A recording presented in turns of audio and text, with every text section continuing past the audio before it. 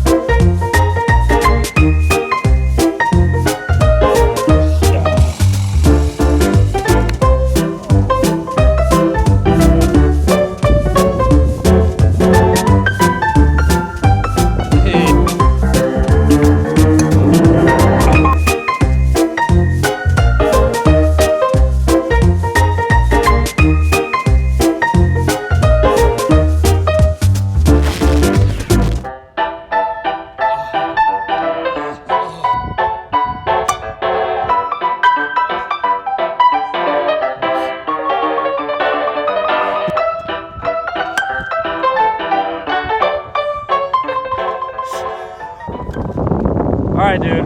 We suck. We suck. 57, Matt. 58, Steve-O. God! We are Damn it! terrible. All right, folks, we have got the shenanigans out of the way, and now it's time to start tuning this beast. So we got a pretty clean tune that we're working with right now. Oh, left, left, left, left, left. Whoa. Good thing it handles like a freaking Miata. Damn. Yeah. So we got a pretty good bass tune, everything cruising and all that's good, but one change we did make to try to address the issues I had last week was we moved our boost reference for the wastegate from the outlet of the turbo to manifold pressure. So, right. What that means is we are most certainly going to be making a little bit more boost because everything that was getting clogged up in the intercooler is now going to be taken out of the equation. It's basically. reading after the intercooler. It's measuring after the intercooler. So it's not even going to start to open the gate until the manifold is at 15 PSI or so. So we're going to try to find some places we can make some pulls. I got Draggy in the car. In fact, hey, Draggy's up there by your head. Hand me that. I'm going to stick him on my side. We got Draggy in the car. We're going to make some 8th mile pulls. I think the car's best 8th mile from IFO was like a 9.6. Anyway, it wasn't very impressive.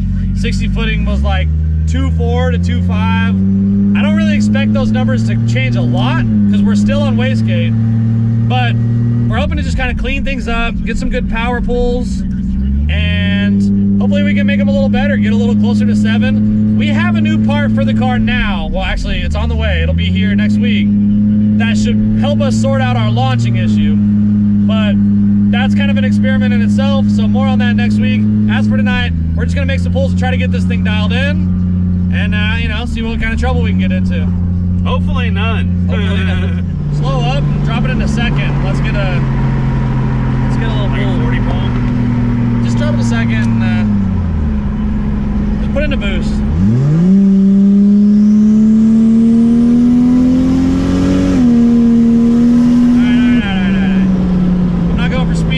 Shifted too early. I'm looking for load.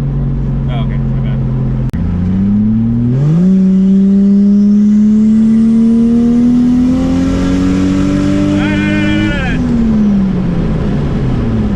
Yeah, I got a little lean. I'm trying to get the air fuels where I like them under power, and then we can really stretch its legs.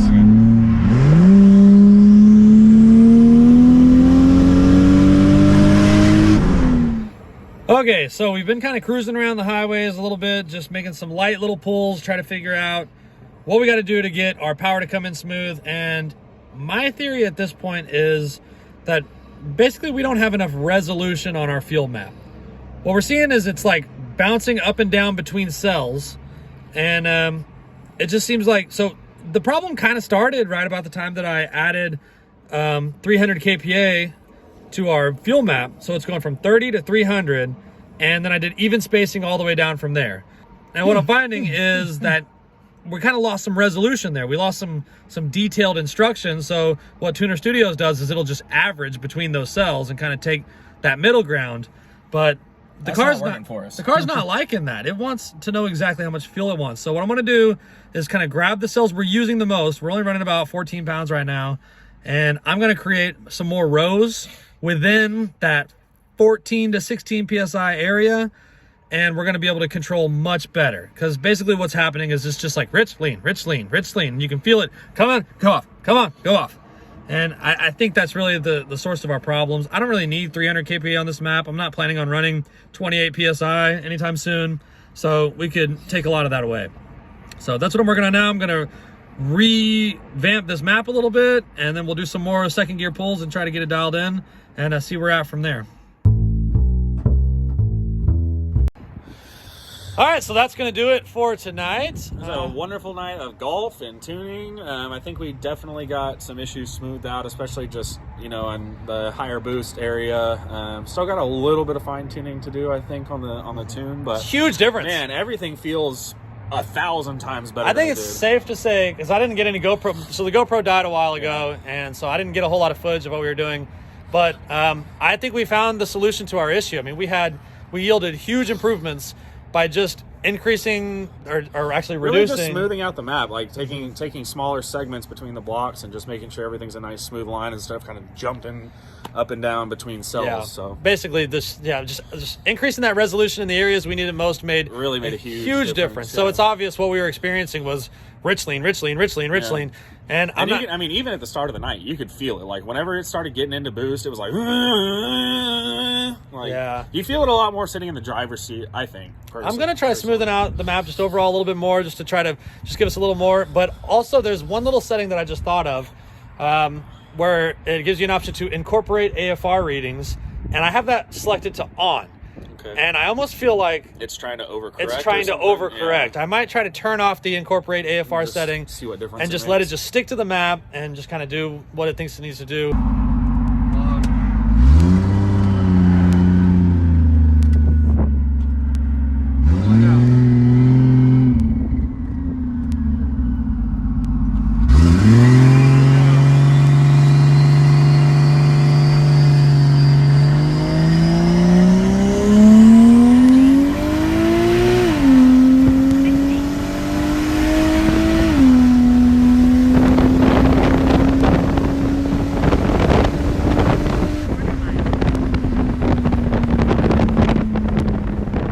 All right, so just real quick, wanted to go over what I think a final fix was for our oscillation of power since putting in the new turbo and changing the map. So if I go into my fuel table here, one thing that I changed is I added way more columns above 5,000. So you can see down here, I'm skipping about 5,000 RPMs per column. Then I go to 6,000 RPMs per column. Once I get to 5,000, I start going 3,000 per column, and I take that all the way up to 7,100. So that gives us a lot more resolution, if you will, or like more adjustability or fine tuning in that area. And you'll see on boost pressure, I did the same thing. I went kind of like 17 kPa per cell or whatever. Actually, once I get to like 172, I start going to 12 instead of 17. So if you look at this in a 3D view and you kind of turn it, look at it straight from above, you can see how much smaller these cells are than down here. Now down here, it doesn't have to be as perfect. So it's definitely better to leave some spacing down here. And up here, we get a lot more tunability. I think what basically changed since doing the turbo is the rate at which the turbo comes up into boost. So now I got a nice, smooth looking fuel map here, and the AFR is staying right on the money all the way up to redline, and I couldn't be more stoked about it. So now I can go and turn on my AFR incorporation, basically going into closed loop fuel control, and that'll keep us safe from any other drama. But I do think we got that hammered out, and super stoked about that. I was just driving around having a jolly old time. But as usual, thanks for watching, like and subscribe, and we'll see you next week.